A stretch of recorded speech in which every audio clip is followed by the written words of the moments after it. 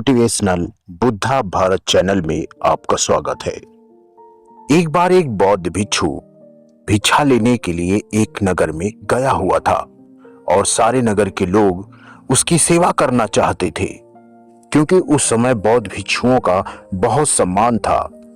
इसलिए जिसे भी पता चला दौड़ा दौड़ा उस भिक्षु के पास पहुंचा।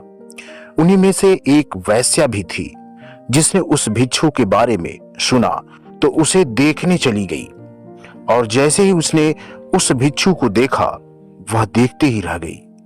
उसने उस भिक्षु के पैर पकड़ लिए और कहा कि मैं एक वैश्या हूं और कोई भला आदमी मेरे द्वार तक नहीं आता है, इसलिए मैं ये चाहती हूं कि आप मेरे अतिथि बनकर मेरे साथ चलें, ताकि कुछ दिन में मैं भी आपकी सेवा कर लूं।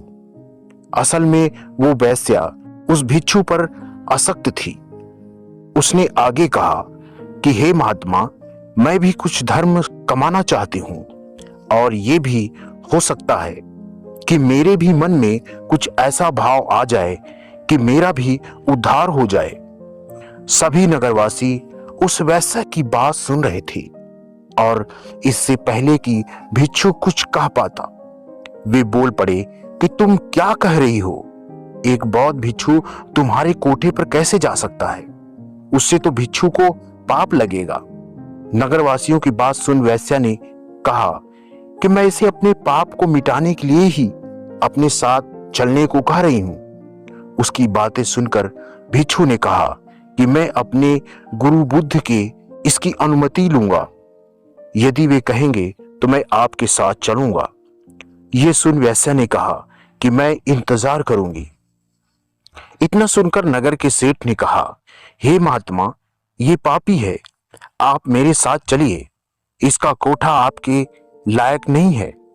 इतना सुनते ही वे वैश्या बोली कि तब तो इस नगर वाले सारे अमीर पापी हैं, वे सभी मेरे पास आ चुके हैं, और सेठ भी, आप भी तो मेरे पास आ चुके हैं, तो तुम पाप से कैसे मुक्त हो? तुम भी पापी हो। यदि महात्मा मेरा उद्धार करना चाहते हैं तो तुम्हें कोई आपत्ति नहीं होनी चाहिए। नगर का सेठ चुप हो गया और बौद्ध भिक्षु गुरु बुद्ध के पास अनुमति लेने लौट गया। गुरु के पास पहुंचकर उसने अपने साथ कुछ घटना के बारे में अपने गुरु को जानकारी दी। गुरु के सभी चेले ने बातें सुन रहे थे और सोच रहे थे कि अब गुरु की क्या होगा। कुछ चेले सोच रहे थे कि अनुमति नहीं मिलेगी, और कुछ ऐसे चेले थे जो चाहते थे कि अनुमति मिले, ताकि वे भी कल को किसी ऐसे स्थान पर रहकर कुछ समय बिता सके। गुरु ने सब कुछ सुनकर कहा कि जाओ और उस औरत का भला करो। आज्ञा पाकर भिक्षु लौट गया, और कुछ महीने बाद उसी औरत वैश्या के साथ लौट आया।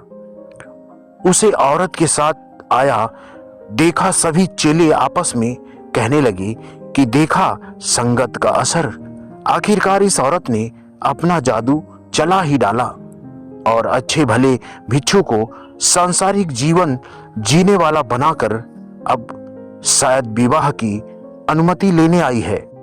लेकिन गुरु को पता था अपने चेले का, इसलिए गुरु उन्हें आता देख मुस्कुरा रहे थे। भिक्षु ने अपने गुरु के पैर पकड़े और कहा कि हे गुरुजी, मैंने इस औरत का उद्धार कर दिया है।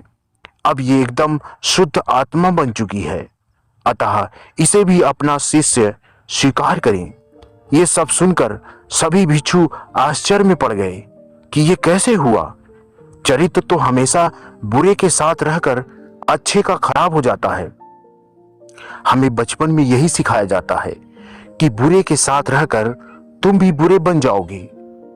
तब गुरु ने कहा कि देखो, इस भिक्षु को जिसने मेरी आशा के अनुरूप कार्य किया, इस औरत के चरित्र को अपने चरित्र जैसा बना दिया, ना कि खुद को बदलने दिया। ये ठीक उसी प्रकार है जैसे कमल कीचड़ में रहकर भी कीचड़ जैसा नहीं होता।